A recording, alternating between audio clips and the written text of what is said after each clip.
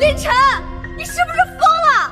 你欠了整整20万的高利贷，居然把最后一点钱拿去买这么个破仓库！林微微指着满地狼藉的废弃仓库，气得浑身发抖。我看着这杂草丛生，连墙皮都掉光了的废弃仓库，拉住她的手。微微，你听我解释，这个仓库足足有1000平，买进才2万块，只要好好收拾一下做文创直播基地，我们绝对能翻身。翻身？拿什么翻身？钱都让你砸进这破仓库了！他嫌恶地甩开我的手，指着头顶漏风的破洞。这地方死过人，闹过鬼，白给没人要！你赶紧去找房东把合同退了，把钱拿回来还债。我咬了咬牙，低声说道：“退不了了，字已经签了，定金也交了。”林微微满眼都是失望，冷笑连连。行，你守着你的破仓库过吧，我们结束了。他头也不回地走了。我创业失败欠下20万以后，所有人像躲瘟神一样躲着我，催债的电话一个接一个。林晨，明天下午5点前还不了20万，可别怪我们翻脸不认人。我坐在破烂的沙发上，狠狠地叹了一口气。我看着空荡荡的仓库，心里五味杂陈。我开了个淘宝文创店。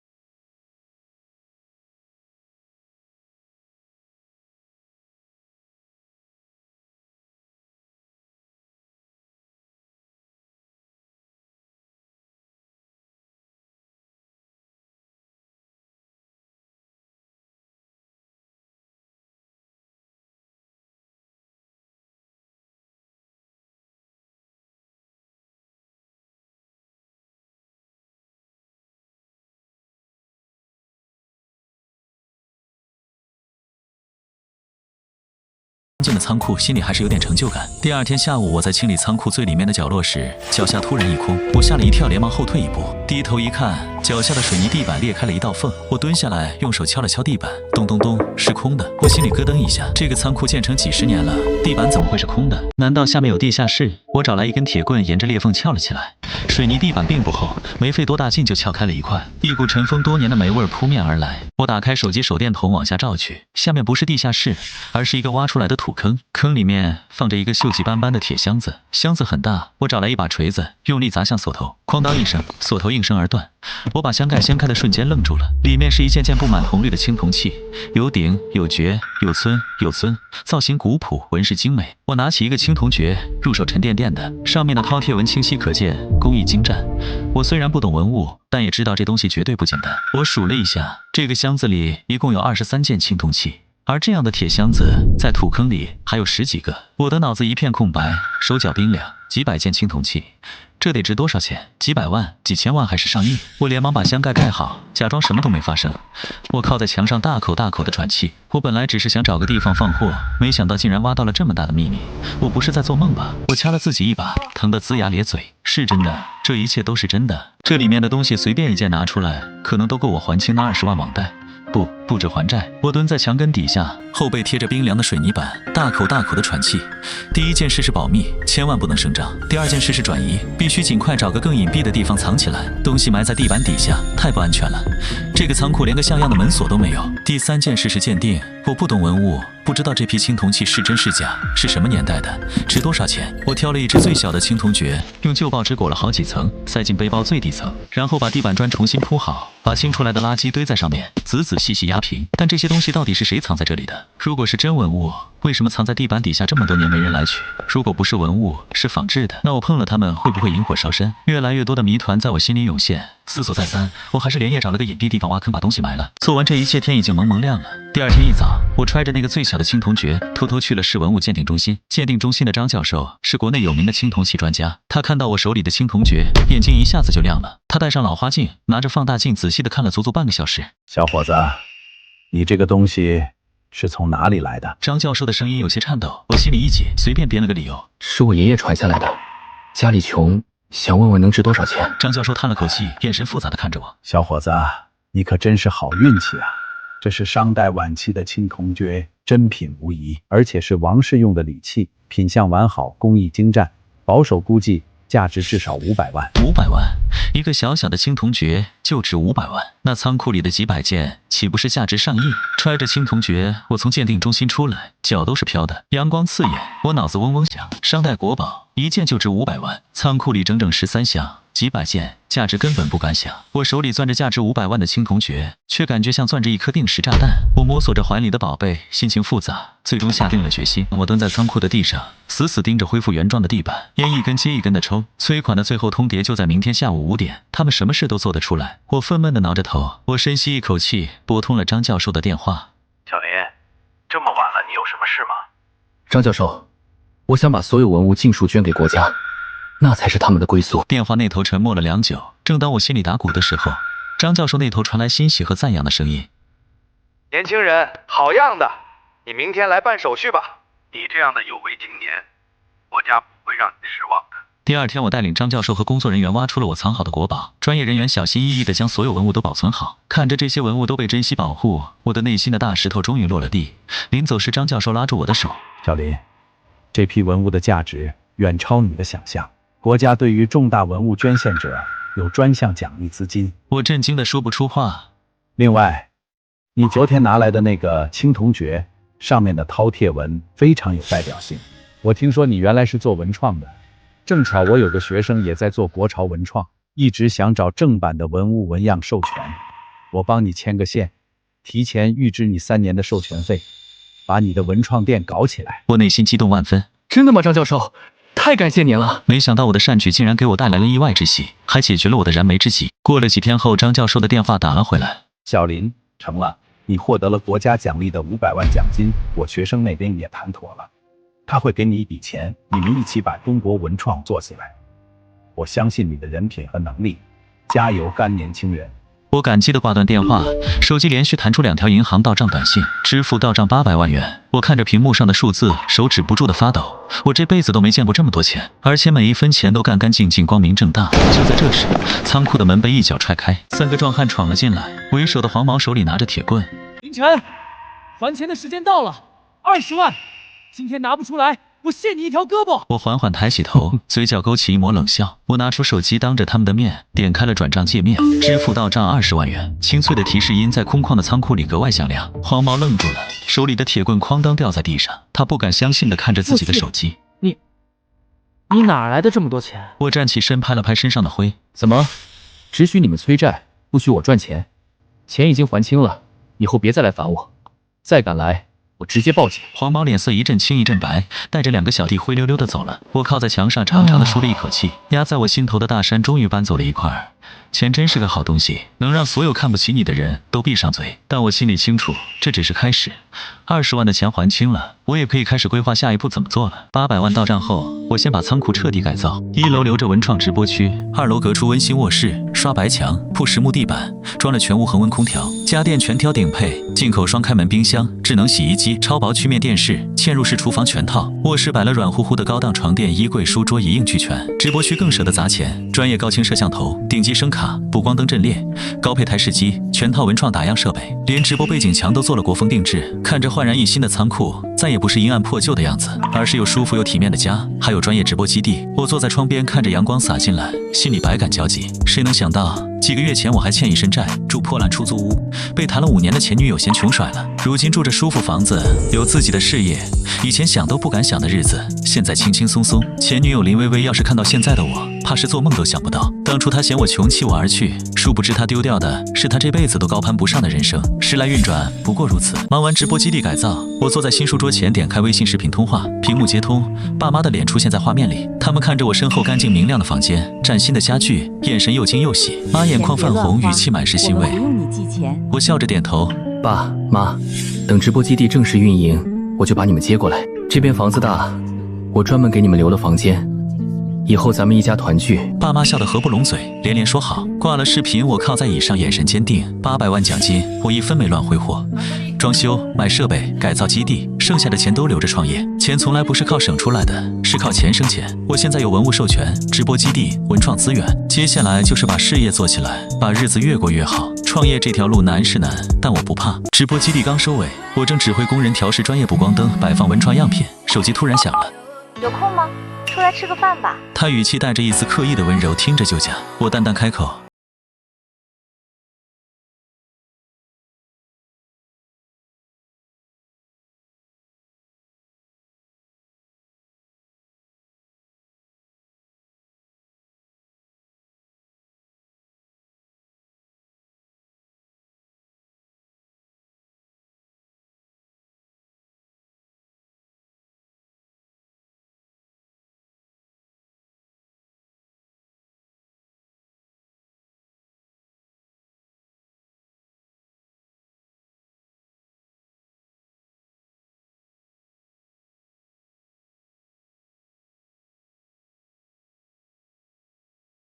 酒杯慢悠悠喝了一口，语气平静。我自己的钱我想怎么花怎么花，以前吃碗面都要算钱，想请你吃顿好的都得攒半个月工资，现在不一样了。我看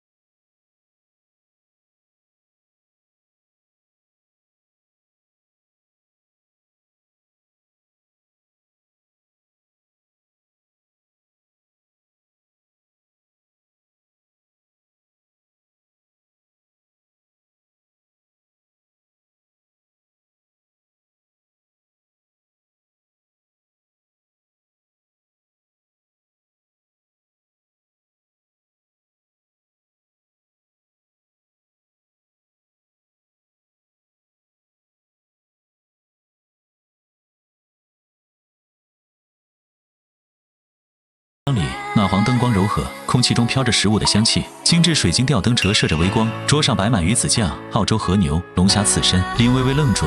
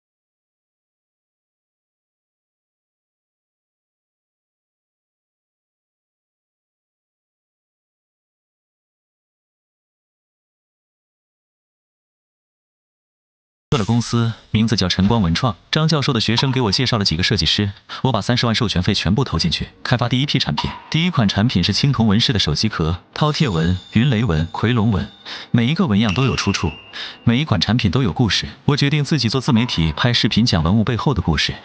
我买了直播设备，在仓库搭建好的直播环境下开播拍摄。第一条视频，我讲那个青铜爵，我拿着它对着镜头说：“你们看这个青铜器，设计得非常精巧。”图案充满童趣，是一位父亲送给早夭女儿的生辰礼。视频拍了1个小时，剪出来只有3分钟。发出去之后，我每隔几分钟就刷新一次，播放量50、80、120，一天下来只有不到1000个人看，点赞不到50个。我有点沮丧，但没有放弃。第二天又拍了一条讲文物的保护知识，播放量更低了，只有300多。评论区有人说：“这谁呀？讲得这么无聊。”我盯着屏幕沉默了很久，但我告诉自己不能停。张教授说的对，文物需要被更多人了解，哪怕只有1个观众，我也要坚持下去。我连续拍了半个月，每天一条，播放量始终在几百到1000之间徘徊。我的存款越来越少，公司的房设计师的工资每个月要花好几万，压力大的我整晚睡不着。有一天晚上，我拍完视频已经凌晨2点了，我坐在仓库门口看着天上的星星。我这点困难算什么？我重新拿起相机，录了一条不一样的视频。我不再讲枯燥的知识，而是讲我自己发现文物的故事。我对着镜头，把那个惊心动魄的夜晚一五一十地讲了出来，只是改了在这个仓库发现这个元素，不然房东不会善罢甘休。我把故事说得惊心动魄，颇吸引眼球。我当时以为我活不下去了，催债的天天讲着讲着，我自己都红了眼眶。剪辑完已经天亮了，我点下发布，醒来的时候手机差点爆炸了。微信消息99加，抖音评论999加，播放量100万、200万、500万。那条视频一夜之间爆了。接下来的3天，我的账号涨了50万粉丝，每一条视频的播放量都在100万以上，评论区全是催更的。林哥，快讲下一个故事。原来你这么不容易，还想着保护文物，致敬。我也想去博物馆看看那些青铜器了。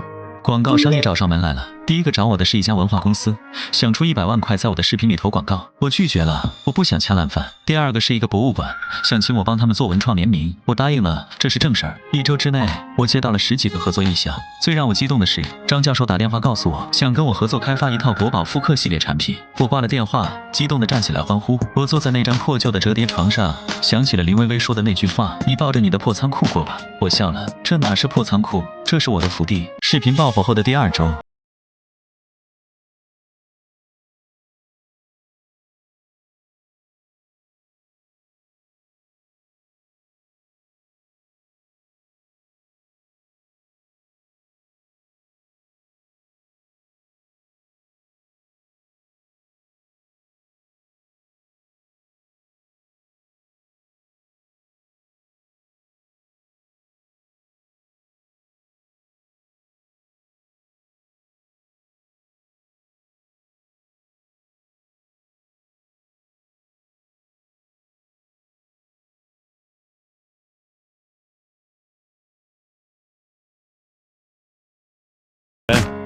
你要是有事瞒着我们，我第一个送你去派出所。我深吸一口气，拉着他们的手。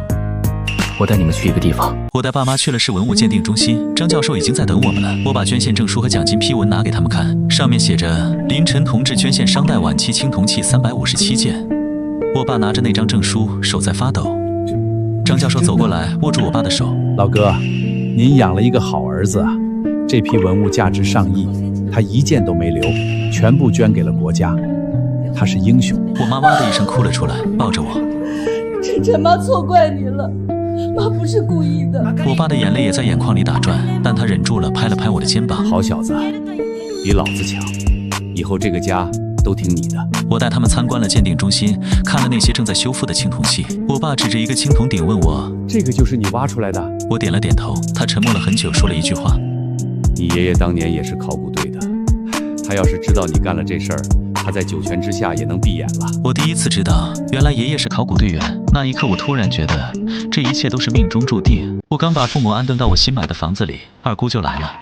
她不知道从哪儿听说我发了财，带着表弟开车来的，一进门就开始打量仓库里的东西。晨晨啊，你现在可是大老板了，一个月赚多少钱啊？我没说话，给她倒了杯水。二姑，您找我有事？她搓了搓手，笑着说：“你看你表弟，大学毕业半年了，一直找不到工作，你工资这么大，给他安排个经理当当呗，一个月给个18000的就成。”表弟站在旁边，低头玩手机，连招呼都不打。我看了看他，问道：“你会什么？”表弟抬头不耐烦地说：“我会打游戏，会开车，还会喝酒。怎么了？”我笑了。我这儿不需要打游戏的，也不需要喝酒的，我需要做设计的，做运营的，做拍摄的。你哪样会？二姑脸色变了。晨晨，你这话说的，一家人还分那么清？你小时候你表弟还把玩具给你玩呢，你现在发达了就忘了本啊。我看着他，想起当初我欠债的时候找他借5000块，他电话都不接。二姑，我困难的时候你们在哪儿？现在我有钱了你们就来了。对不起，我这儿不养闲人。二姑被我说的脸一阵红一阵白，拉着表弟要走。临走前他指着我说：“林晨，你等着，我找你爸妈评理去。”当天晚上我妈给我打电话：“晨晨，你二姑打电话来骂你，说你六亲不认，你别理她。”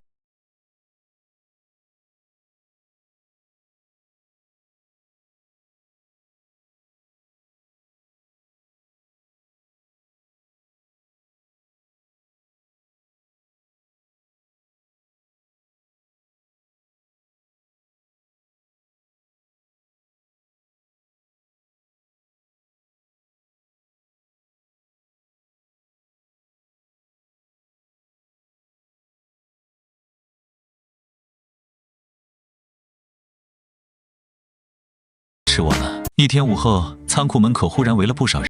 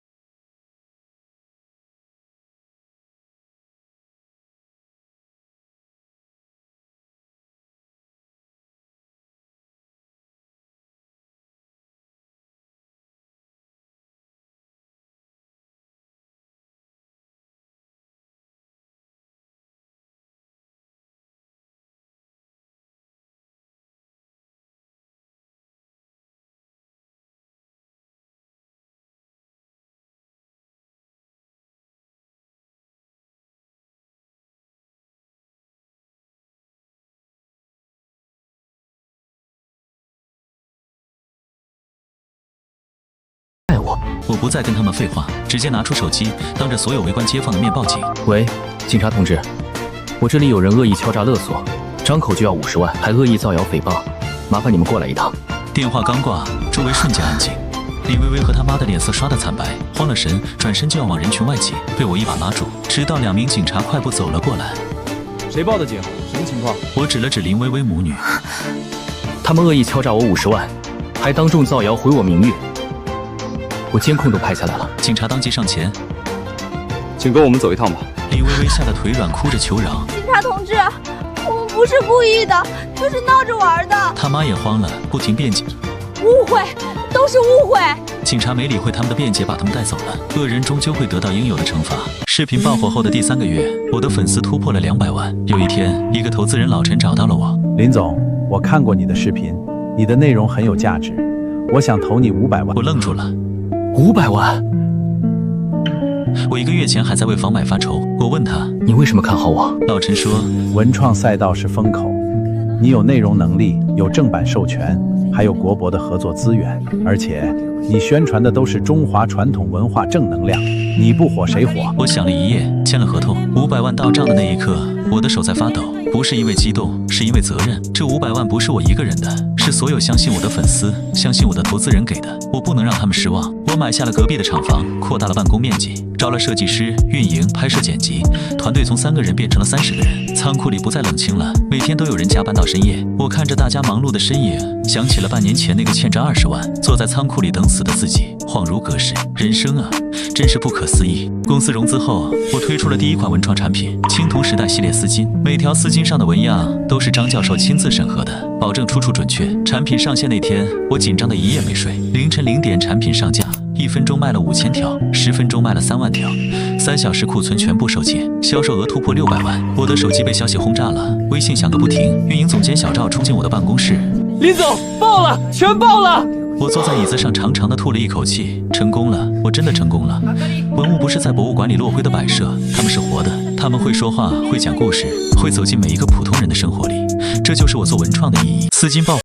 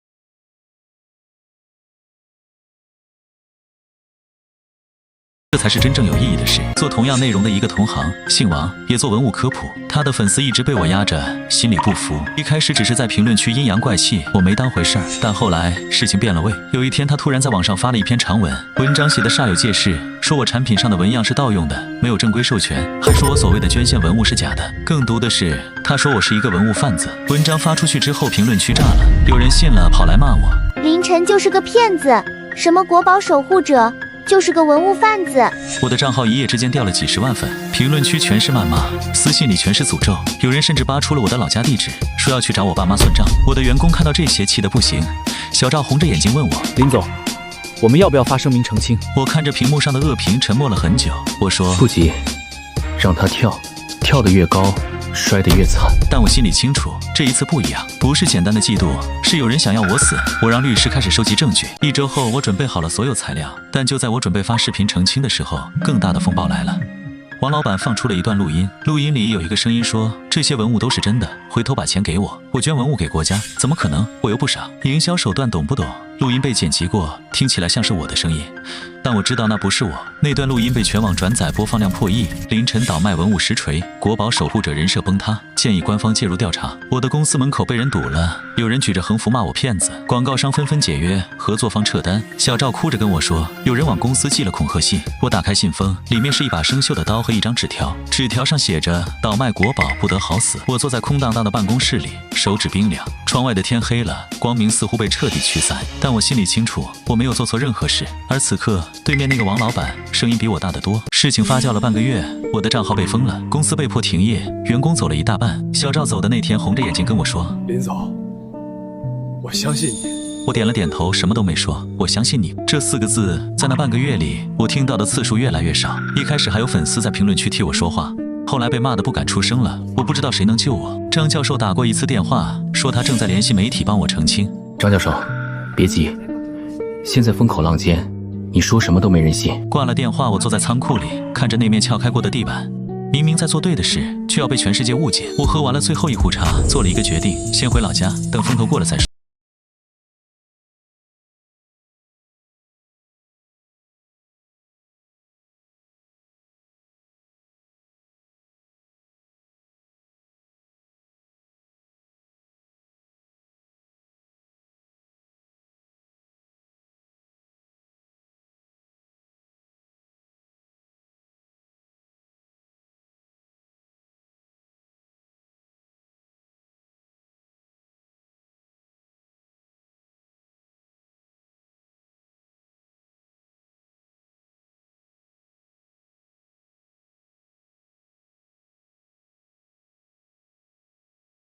相信光明总会有来的。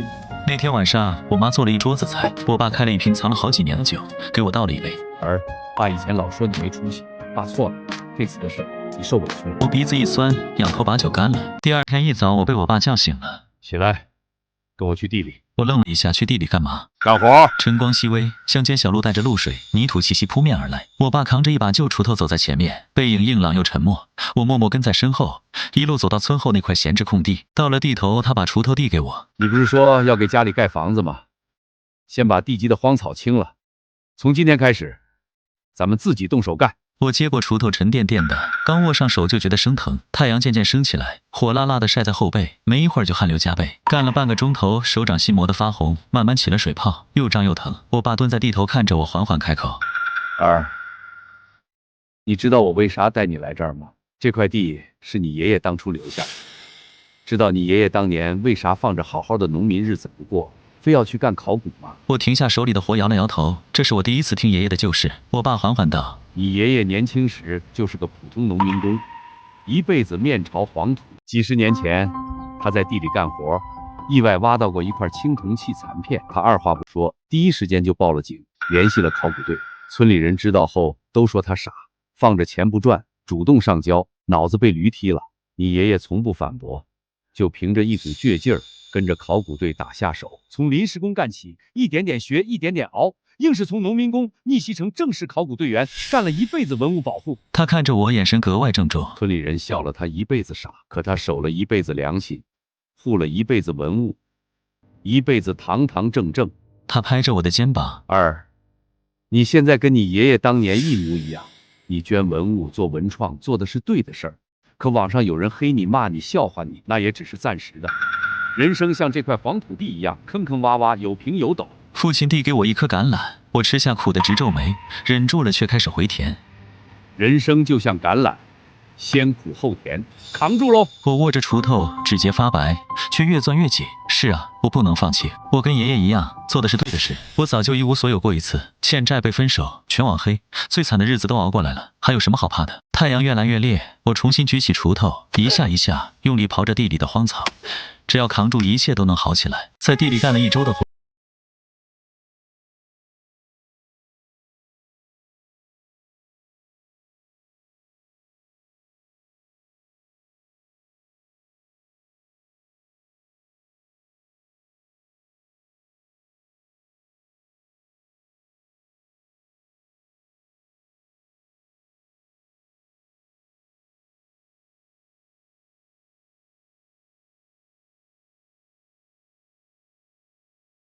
目送我离乡。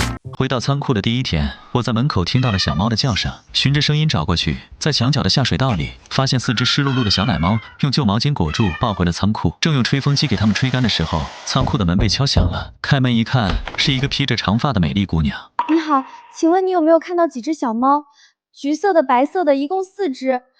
我花店的纱窗没关好，它们跑出来了，我找了一上午。我侧身让她进来，指了指办公桌上那团毛巾，在这儿呢，在下水道里捡的，差点冻死。她冲过去，看到那几只小奶猫还在动，长长的松了一口气。谢天谢地，谢谢你救它们。我摇了摇头，举手之劳。她一边轻轻摸着小猫的头，一边说：“我叫苏婉，对面花店的。你是凌晨吧？”我愣了一下，你认识我？她点了点头，声音很轻。我是你的粉丝，你的所有视频我都看过。最近发生了那些事儿，我都不相信，一直在等着你更新呢。我靠在门框上看着她，她抬起头认真地看着我。可能因为你在讲解文物历史的时候，眼神里的光吧。总之，我相信你。我心里涌上一股暖流，我相信你，又是这4个字。谢谢你，苏婉。她笑了，笑得很好看。不客气。这几只小猫我们一起养吧，我那儿有猫粮和奶粉，你这里暖和。好。她伸出手，我也伸出手。握在一起的那一刻，窗外的雨停了。从那以后，我每天去花店看那几只小猫。苏婉给它们取了名字：大橘、二花、三黑、四白。她照顾它们比我细心多了，样样都做得妥帖。我有时候帮她搬花盆，有时候帮她修货架。她照顾花的时候，就在旁边坐着，安静地看。有一天，她突然问我：“凌晨，你为什么不解释？网上那些人那么骂你，你为什么不站出来说清楚？”我看着她的眼睛，认真地说：“因为现在说什么都没人信。这个时代，真相不重要，流量才重要。但我不急，我相信真相总有一天会水落石出。”苏婉沉默了很久，然后她说了一句让我这辈子都忘不了的话：“凌晨，你是我见过的最勇敢的人。”转机了。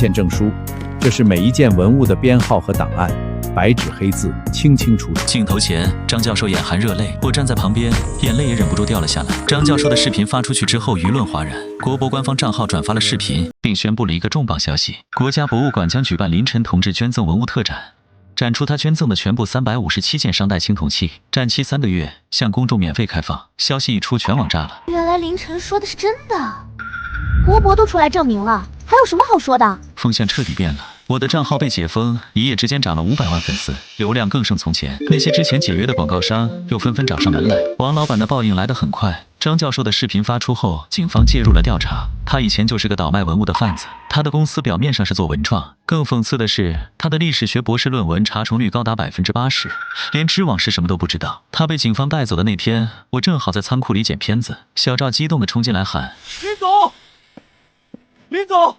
王老板被抓了！”我看着屏幕沉默了很久，不是快意，是叹息。如果他好好做内容，未必不能成事。最终，王老板因倒卖文物罪、诽谤罪、伪造证据罪数罪并罚。风波平息之